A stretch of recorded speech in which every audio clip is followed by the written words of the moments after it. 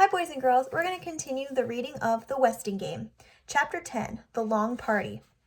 I hope we're not too early. Grace Winslow Wexler always arrived at parties fashionably late, but not tonight. She didn't want to miss a thing, or a clue, or wait around in her apartment with a murderer on the loose. I don't think you've met my husband, Dr. Wexler. Call me Jake. Hello, Jake, Judge Ford said. A firm handshake, laugh lines around his eyes. He needed a sense of humor with that social climbing wife. What a lovely living room, so practically furnished, Grace commented. Our apartments are identical in layout, but mine looks so different. You must come see what I've done with it. I'm a decorator, you know. 3 bedrooms do seem rather spacious for a single woman. What does she mean, 3 bedrooms? This is a 1-bedroom apartment. Would you care for an appetizer, Mrs. Wexler? I'm curious to know exactly how you are related to the Westing family. The judge had hoped to take the heiress by surprise, but Grace gained time by coughing. Goodness, that ginger is spicy. It's the Zecuan cooking style, you know. How am I related? Let me see. Uncle Sam was my father's oldest brother, or was he the youngest brother of my father's father? Excuse me, I have to greet my other guests. The judge left the prattling pretender. Father's brother or father's father's brother, if the relationship was on the paternal side, her maiden name would be Westing. The party went on and on. No one dared be first to leave. Safety in numbers, especially with a judge there. So the guests ate and drank and jabbered, and they watched the other guests eat and drink and jabber. No one laughed. I guess murder isn't very funny, Jake Wexler said. Neither is money, Mr. Hu replied glumly. Deciding that his wife had found the perfect partner, the podiatrist moved on to the 2 women standing in silence at the front window. Cheer up, Banji Pie. You'll see your Denton soon enough. His daughter twisted out of his embrace. Are you all right, Angela? I'm fine. She was not fine. Why did they ask about Denton all the time? As if she was nobody without him. Oh, it wasn't just that. It wasn't even the humiliation of her mother chiding her about the twin costume in front of everybody, and sending her back to their apartment to change clothes. It was more than that. It was everything. Jake turned to Madam Hu. Hi there, partner. She doesn't speak English, Dad, Angela said flatly. And she never will, Angela, if no one talks to her. Snow, said Madam Hu. Jake followed her pointing finger. That's right, snow. Lots and lots of snow. Snow, trees, road, Lake Michigan. China, said Madam Hu. China? Sure, why not? Jake replied. China. Angela left the chatting couple. Why couldn't she have made some sort of friendly gesture? Because she might do the wrong thing and annoy her mother. Angela, the obedient daughter, did only what her mother told her to do. Hello, Angela. One of these tidbits might cheer you up. Judge Ford held the tray before her. I hear you'll be getting married soon. Some people have all the luck, Seidel Pulaski said, appearing from nowhere to lean over the tray to spear a cube of pork. Of course not all us women have opted for marriage, right, Judge Ford? Some of us prefer the professional life, though I must say, if a handsome young doctor like Denton Deere proposed to me, I might just change my mind. Too bad he doesn't happen to be twins. Excuse me? The judge moved away. I'm not having any luck at all, Angela, Seidel whined. If only your mother hadn't made you change clothes, someone surely would have mentioned twin. It's much harder to judge reactions when I have to bring up the subject myself.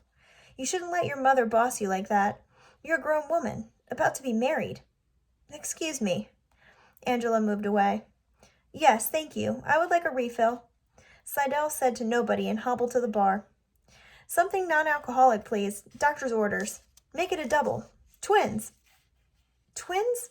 What's she talking about? Theo wondered, staring at the black and white checkered costume.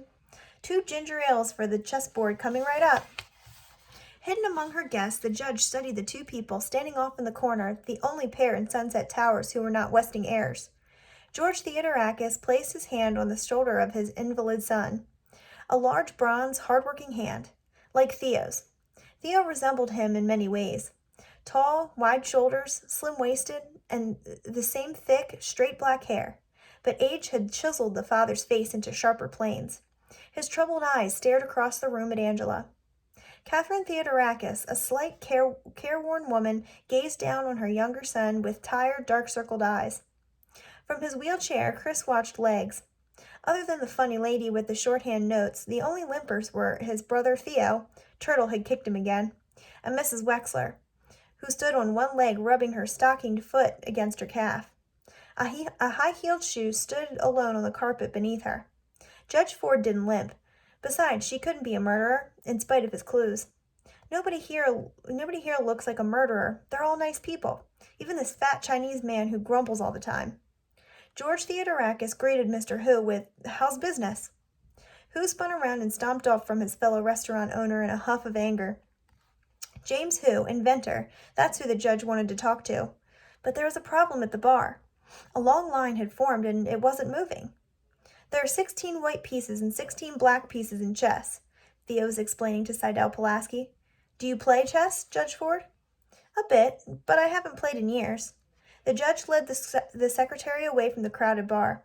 "Theo must think the Westing game has something to do with chess." "He may be right. It certainly is as complicated as a chess game." But I did study, Doug was arguing. The judge interrupted. "I haven't had a chance to thank you for the delicious food, Mr. Hu. How long have you been in the restaurant business?" "Running up and down stairs is not studying," Hu said. Seidel Pulaski butted in. "Father and son? You look more like twins." "You're equal partners with that Theodorakis kid," Hu continued. "Why didn't you insist on holding the meeting in our restaurant instead of that greasy coffee shop?" "Because some people don't like chow mein for breakfast," Seidel Pulaski replied. "There you are, dear." Grace patted a stray wisp of Angela's hair into place. "We must do something about your coiffure. I'll make an appointment for you with my hairdresser once the snow is cleared. Long hair is too youthful for a woman about to be married. I can't understand what got into you, Angela, coming to this party in that old checkered dress and those awful accessories. Just because your partner dresses like a freak. She's not a freak, Mother." "I was just speaking to Mr. Hu about catering the wedding shower on Saturday. I arranged for little Madame Hu to serve in one of those slinky Chinese gowns. Where are you going?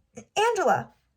Angela rushed into Judge Ford's kitchen. She had to get away. She had to be alone, by herself, or she'd burst out crying. She was not alone. Crow was there. The two women stared at each other in surprise, then turned away. Poor baby. Crow wanted to reach out to the pretty child. She wanted to take her in her arms and say, poor baby, go ahead and cry." But she couldn't. All she could say was, "Here." Angela took the dish towel from the cleaning woman and bunched it against her face to muffle the retching sobs. The guests jabbered on and on about weather, about food, about football, about chess, about twins.